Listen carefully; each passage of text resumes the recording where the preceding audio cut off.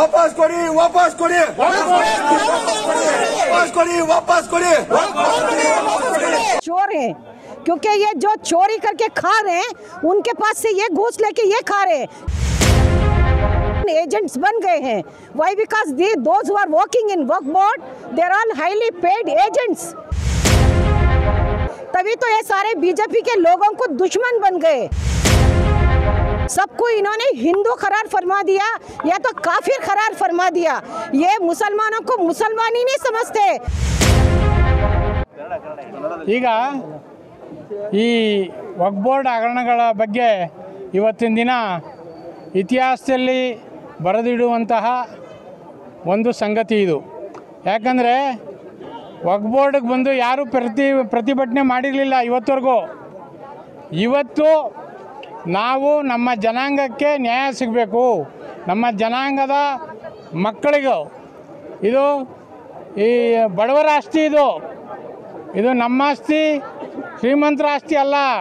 ಬಡವರಿಗೆ ಇದರ ನ್ಯಾಯ ದೊರಕಬೇಕು. ಬಡವರ ಮಕ್ಕಳು ಇಂಜಿನಿಯರ್ ಆಗಬೇಕು, ಬಡವರ ಮಕ್ಕಳು ಡಾಕ್ಟ್ರ್ ಆಗಬೇಕು, ಒಳ್ಳೆ ಒಳ್ಳೆ ಹುದ್ದೆಗಳಲ್ಲಿ ಇರಬೇಕು, ಸಾಫ್ಟ್ವೇರ್ ಕಂಪ್ನಿಗೆ ಹೋಗಬೇಕು. ಇದು ನಮ್ಮ ಉದ್ದೇಶ. ಅದಕ್ಕೋಸ್ಕರ ನಮ್ಮ ಅನ್ವರ್ ಮಾನ್ಪಾಡಿ ಅವರು ಕೊಟ್ಟಿರುವಂಥ ವರದಿ 2,30,000 ಕೋಟಿ ಹಗರಣ ನಡೆದಿದೆ. ಇವತ್ತಿನ ದಿನ ನಾವು ಲೆಕ್ಕ ಹಾಕ್ಕೊಂಡ್ರೆ ಇದು 10,000 ಕೋಟಿ ಮೇಲೆ ಹೋಗುತ್ತೆ. ಆದ್ದರಿಂದ ನಾವು ಇವತ್ತು ಸಂಘಟನೆ ಮಾಡ್ತಾಯಿದ್ದೀವಿ, ಸಂಘಟಿತರಾಗಿದ್ದೀವಿ.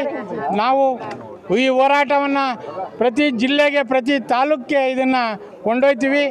ಆ ಮುಖಾಂತರ ಪ್ರತಿಭಟನೆ ಮಾಡ್ತೀವಿ, ನ್ಯಾಯ ಸಿಗೋವರೆಗೂ ಹೋರಾಟ ಮಾಡ್ತೀವಿ.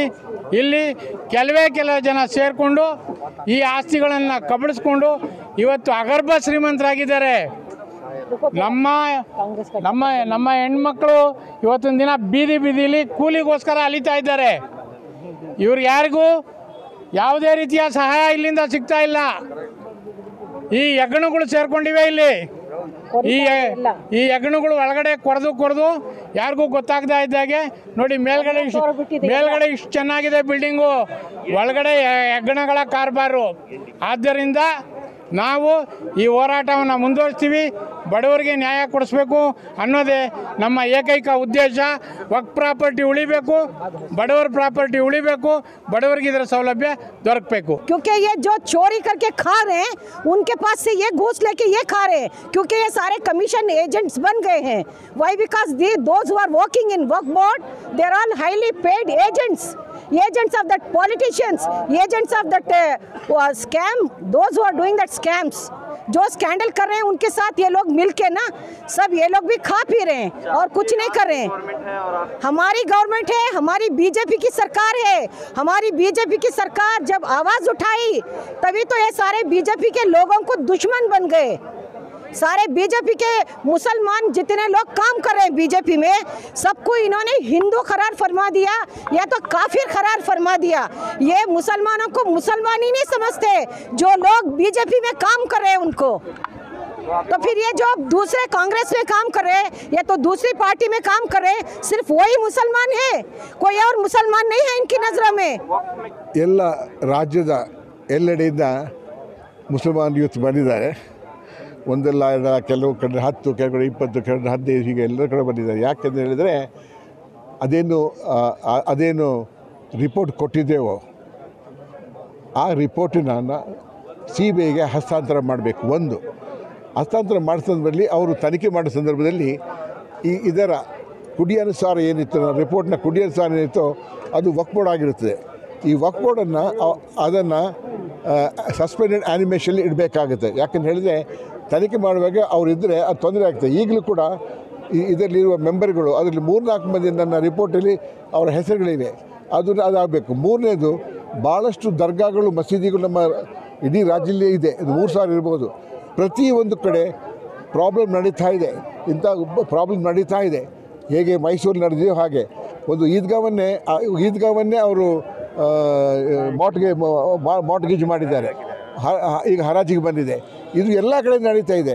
ಅಂಥವರನ್ನು ತಕ್ಷಣ ಯಾರ್ಯಾರು ಗುರುತಿಸಿ ಕ್ರಿಮಿನಲ್ ಪ್ರೊಸೀಜರ್ ಮಾಡಿ ಅವ್ರನ್ನ ಪೊಲೀಸ್ ಒಳಗೆ ಮಾಡಬೇಕಾಗುತ್ತೆ. ವಫ್ ಬೋರ್ಡಿನಲ್ಲಿ ಆಗಿರತಕ್ಕಂತಹ ಹಗರಣಗಳ ಬಗ್ಗೆ, ಮೈಸೂರಿನಲ್ಲಿ ಇದೀಗ ಬಂದಂತಹ ರಿಫಾವುಲ್ ಮುಸ್ಲಿಮೀನ್ ಹಗರಣದ ಬಗ್ಗೆ ಎಲ್ಲವನ್ನೂ ಸಮಾಜದಲ್ಲಿ ಒಂದು ಸಮಾಜಘಾತಕ ಶಕ್ತಿಗಳು ವಫ್ ಆಸ್ತಿಗಳನ್ನು ಗುಳುಂ ಮಾಡ್ತಾ ಇದೆ. ಇದರ ಬಗ್ಗೆ 2012ರಲ್ಲೇ 2,30,000 ಕೋಟಿ ಹಗರಣದ ಒಂದು ಟೇಬಲ್ ಆಗಿದೆ ಸರ್ಕಾರದಲ್ಲಿ. ಆಲ್ರೆಡಿ ಈ ಅಧಿವೇಶನದಲ್ಲಿ ಅದು ಅಂಗೀಕಾರವಾಗಿ ಕಾನೂನು ರೂಪದಲ್ಲಿ ಬಂದು ಯಾರು ತಪ್ಪಿಸ್ತರಿದ್ದಾರೆ ಅವರಿಗೆ ಅರೆಸ್ಟ್ ಮಾಡಿ ಆ ಆಸ್ತಿಗಳನ್ನು ವಾಪಸ್ ತಗೋಬೇಕು, ಇಲ್ಲಾಂದರೆ CBIಗೆ ಕೊಡಬೇಕು. CBIಗೆ ಕೊಡುವವರೆಗೂ ಈ ವಫ್ ಬೋರ್ಡಿನ ಸದಸ್ಯತ್ವವನ್ನು ಸಸ್ಪೆಂಡ್ ಮಾಡಬೇಕು. ಸಸ್ಪೆಂಡ್ ಮಾಡಿ ಇದರ ಇನ್ಕ್ವೈರಿ, ಒಂದು ಜುಡಿಷಿಯಲ್ ಇನ್ಕ್ವೈರಿ ಅಥವಾ CBI ಇನ್ಕ್ವೈರಿ ಕೊಡಬೇಕು ಅಂತೇಳಿ ಡಿಮ್ಯಾಂಡ್ ಮಾಡ್ತಾ ಇವತ್ತು ನಾವು ಇಲ್ಲಿ ಈ ಸಮಾಜದ ಒಂದು ಕಳಕಳಿಯನ್ನು ತೋರಿಸಲಿಕ್ಕೆ ಸಮಾಜದ ಎಲ್ಲ ವರ್ಗದ ಜನ ಸೇರಿ ತಮಗೆ ಆಗಿರುವಂತಹ ಅನ್ಯಾಯವನ್ನು ವಫ್ ಬೋರ್ಡ್ ವಿರುದ್ಧ ತಮ್ಮ ದುಃಖವನ್ನು ಹೊರಹಾಕುತ್ತಿದ್ದಾರೆ. ಇದನ್ನು ನಾವು ಪ್ರತಿಭಟಿಸ್ತಿದ್ದೀವಿ. Samath Khan, legal cell, BJP legal cell executive member.